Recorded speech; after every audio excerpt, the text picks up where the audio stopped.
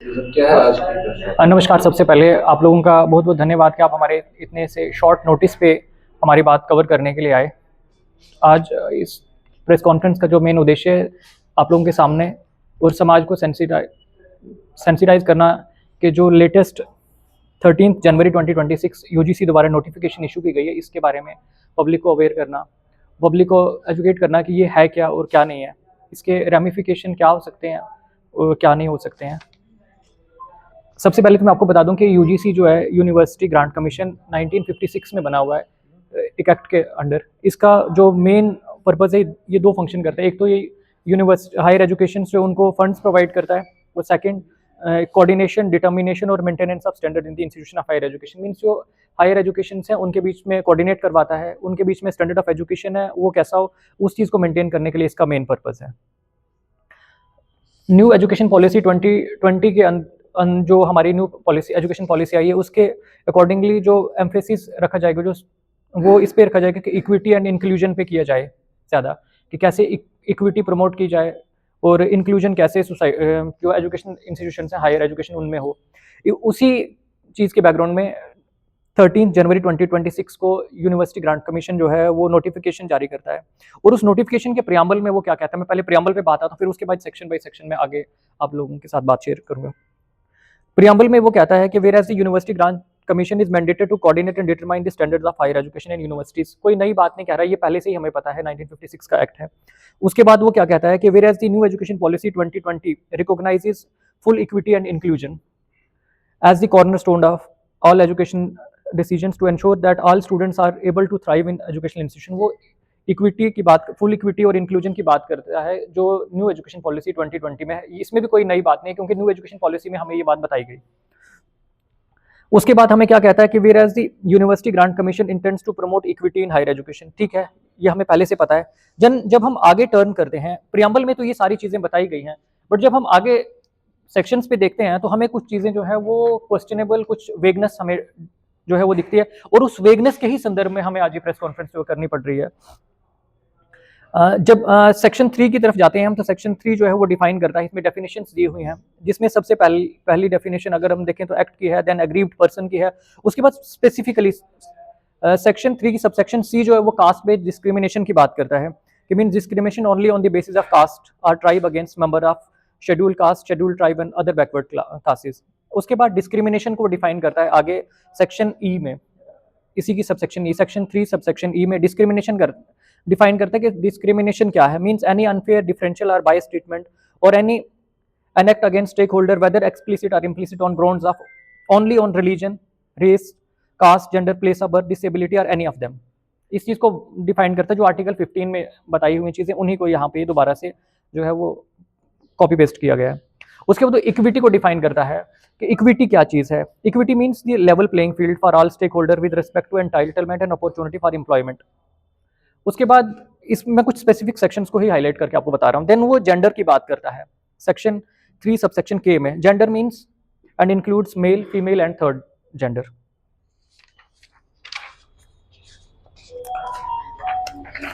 उसके बाद सेक्शन 4 में वो डिफाइन करता है कि ड्यूटी टू प्रमोट इक्विटी। वो कहता है कि जो हायर एजुकेशन है उनकी ये ड्यूटी है कि वो इक्विटी प्रमोट करें, और इक्विटी प्रमोट कर किस लिए प्रमोट करें वो, ताकि वहाँ पे एरेडिकेट हो डिस्क्रिमिनेशन और इक्विटी सभी स्टेक होल्डर्स में हो। देन वो एक चीज और नेक्स्ट सेक्शन 5 में वो इक्वल अपॉर्चुनिटी सेंटर्स की बात करता है कि every higher education institution establish an equal opportunity center to oversee the effective implementation of policies, programs for disadvantaged groups, to provide guidance and counseling regarding academic, financial, social and other matters, and enhance the diversity within the campus। कहता है कि discrimination जो है उनके बीच में कम हो, जो वहाँ पे अलग अलग ग्रुप्स हैं, एकेडमिक, फाइनेंशियल और सोशल, और उनके बीच में डाइवर्सिटी जो है विद इन जो कैंपस है डाइवर्सिटी बने रहे। संक्षेप में बताइए क्या मैसेज, क्या देना चाहते हैं। देन जब हम इस पर देखते हैं तो कुछ वेगनेस जो है इसमें हमें दिखाई दे रही है, और वो वेगनेस किस, जैसे इसमें ये बताया हुआ है कि डिस्क्रिमिनेशन जो है वो SC, ST और OBC के अगेंस्ट अगर होता है तो वो कंप्लेंट फाइल कर सकते हैं with in the institution equity promote करने के लिए, वो इक्विटी अपॉर्चुनिटी सेंटर्स जो होंगे वहाँ पे। बट अगर हम वही डिस्क्रिमिनेशन देखें किसी जो इन तीन जो वहां पे डिफाइंड है SC ST और OBC, इनके अलावा किसी के साथ होता है, उस चीज को लेकर प्रावधान कोई नहीं है।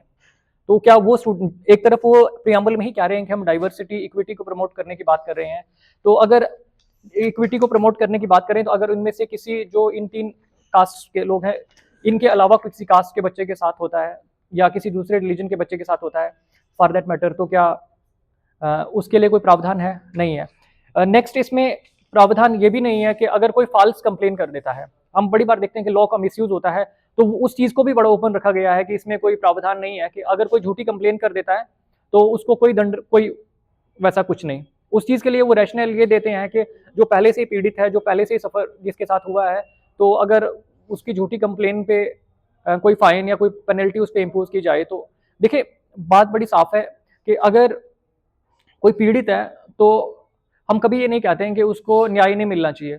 जो पीड़ित नहीं है वो झूठी कंप्लेन करके किसी मासूम को पीड़ित बना रहा है, तो क्या उसके लिए प्रावधान होना चाहिए कि नहीं होना चाहिए? ये प्रश्न जो है ये बहुत महत्वपूर्ण है इसमें। उसके अलावा अगर हम देखें तो इसके थ्रू आप डिस्क्रिमिनेशन को जो है वो इंस्टीट्यूशनलाइज कर रहे हो, क्योंकि आप बिल्कुल ओपन रख रहे हो स्पेस को, जिस किसी का भी मन करे वो इस लॉ को मिसयूज करने के लिए वो आप ओपन रख रहे हो स्पेस। कोई पेनल्टी का वो कोई प्रोविजन नहीं है इसमें। और इसके अलावा ये भी है कि आप एक स्टीरियोटाइप को, ऐसे स्टीरियोटाइप को आप स्ट्रेंथन कर रहे हो कि जो इन तीन जो कैटेगरीज बताई हुई हैं इनके अलावा कोई भी होगा विच मीन्स कि वो गिल्टी ही गिल्टी होगा, उसको वो नहीं है, कोई इनोसेंट नहीं होगा। आप इस स्टीरियोटाइप को जो स्ट्रेंथन करने की कोशिश जो जिसके ऊपर आरोप लगाया गया वो अपनी बात नहीं रखेगा, उसको कोई राइट नहीं है कि अपनी बात रखे, अपना पक्ष रखे। नहीं, बात रखने का, मैं उस आपके प्रश्न का उत्तर देता हूं, बात रखने का उसके पास अधिकार है कि वो कमेटी जो के सामने बात अपने रखे, या अगर वो अग्रीव्ड होता है तो वो उससे हायर फॉर्म पे जाए। बट बात ये है कि अगर वही डिस्क्रिमिनेशन उस बच्चे, मैं एग्जांपल से आपको बताता हूं, अगर एक स्टूडेंट है वो इन तीन कैटेगरीज जो बताई हुई हैं इनसे बिलोंग करता है, तो उसके साथ कास्ट बेस्ड डिस्क्रिमिनेशन होता है या जेंडर बेस्ड डिस्क्रिमिनेशन होता है, या जो कैटेगरीज बताई हुई हैं वो डिस्क्रिमिनेशन इसके साथ होता है, तो वो कंप्लेन कर सकता है। बट अगर यही डिस्क्रिमिनेशन जो इसमें कैटेगरीज नहीं डिफाइंड है उनमें से किसी बच्चे के साथ होता है तो वो कंप्लेन नहीं कर सकता है। हमारा जो मेन कंसर्न है वो ये है कि अगर डिस्क्रिमिनेशन किसी के साथ भी होता है तो उसको कंप्लेन करने का जो है वो ओपन रहना चाहिए। इससे पहले ही इस तरह के कानून पहले बने थे, नहीं इससे अलग से कानून क्यों बनाने की जरूरत पड़ गई? नहीं, इससे पहले एजुकेशन इंस्टीट्यूशंस में ऐसा कोई कानून नहीं था, ये एक नया कानून इंट्रोड्यूस किया गया। अदर देन हमारे पास पहले से ही जो है SC ST एक्ट था, अगर किसी के साथ डिस्क्रिमिनेशन होता है तो वो उसमें जा सकता, सभी पे लागू होता है, वो सभी पे लागू होता है, पब्लिक प्लेस पर भी लागू होता है, इंस्टीट्यूशन में भी लागू होता है, जो कानून पहले बनाए गए हैं बिल्कुल वो सब पे लागू होता है। आपने इस स्पेसिफिकली इंस्टीट्यूशन के एजुकेशन इंस्टीट्यूशन तो एक डाइवर्स होते हैं जहाँ बच्चे हर एक कास्ट, हर एक रिलीजन, हर एक आइडेंटिटी से आते हैं, तो आप वहां पे एक लिमिट कर रहे हो और ओपननेस रख रहे हो कि किसी का भी मन करे तो वो फॉल्स कंप्लेन रजिस्टर।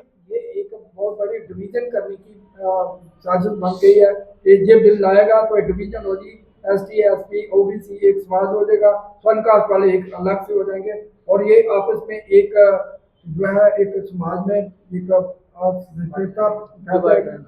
देखिए हमारी कंट्री जो है वो डाइवर्स, बहुत डाइवर्स है। यहाँ लैंग्वेज के बेसिस पे डाइवर्सिटी है, रिलीजन के बेसिस पे, कास्ट के बेसिस पे डाइवर्सिटी है, रीजन के बेसिस पे डाइवर्सिटी है। तो ये ओपननेस रख रहा है। अगर कोई फॉल्स कंप्लेन करता है तो उस चीज के लिए कोई प्रावधान इसमें नहीं है क्योंकि फॉल्स कंप्लेन नहीं करता। हम तो कहते हैं कि जिस किसी के साथ भी डिस्क्रिमिनेशन होता है वो कंप्लेन करे, वो कर सकता कंप्लेन, उस चीज के लिए आप रखिए, इसको सिर्फ स्पेसिफिक मत करिए। ये क्या है, सरकार क्या लोगों का ध्यान भटकाने के लिए ये बिल लाई है या और क्या मंशा है? क्योंकि अक्सर देखा जाता है सरकार कास्ट को आरक्षण का भी लाभ नहीं है। अब ये जो है अपनी बात किसी ने कहा कि वो भी बात रखने का क्या नाम मौका नहीं मिलेगा। देखिए सरकार की मंशा क्या है वो तो इस बिल से बड़ी साफ, जो नोटिफिकेशन इससे बड़ी क्लियर हो रही है कि वो प्रियम्बल में कुछ कह रहे हैं और आगे जो उसकी सेक्शन से उनमें कुछ और चीज कह रहे हैं। वो तो इसमें तो बिल्कुल ब्लैक एंड व्हाइट में चीजें, कोई वेगनेस तो इसमें रखी नहीं है उन्होंने। हमारी मांगे जो हैं वो ये हैं कि आपने जो इस चीज में वेगनेस रखी हुई है, आपने डिफाइन सिर्फ उन्हीं तक क्यों लिमिट किया? आप सभी के लिए ओपन रखिए। अगर किसी भी बच्चे के साथ डिस्क्रिमिनेशन होता है तो वो कंप्लेन कर सकता है, आप इस चीज को करिए। सेकंड, हमारी जो मेन मांग है कि अगर कोई भी झूठा कंप्लेन करता है, इसमें झूठी कंप्लेन कोई मिसयूज करने की कोशिश करता है, उसके लिए भी आप इसमें पेनल्टी का प्रोविजन रखिए।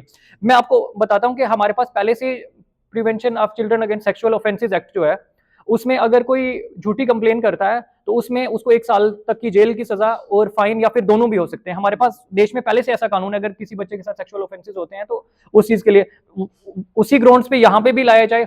इनफैक्ट अदर देन ऑल्सो भी हमारे पास जो है एक पॉश एक्ट है, prevention of sexual harassment at work place जो है, उसमें भी सेक्शन 14 में बड़ा क्लियर डिफाइंड है, अगर कोई झूठी कंप्लेन करता है तो उसके लिए भी वहां पे प्रावधान दिए हुए हैं, बट इसमें ऐसा कुछ नहीं है। पहली तारीख को एक बड़ा जन आंदोलन इसके खिलाफ यूजीसी के खिलाफ है, उसके ऊपर आप क्या करेंगे? नहीं देखो, जो वेगनेस इसमें रखी है उस चीज को रिमूव करने के लिए तो हम गवर्नमेंट को कहेंगे कि वो इस चीज को वेगनेस को रिमूव कर, अगर नहीं करें तो हम तो जरूर जो है वो गवर्नमेंट के अगेंस्ट जो है वो अपोज करेंगे गवर्नमेंट की सेक्शन को।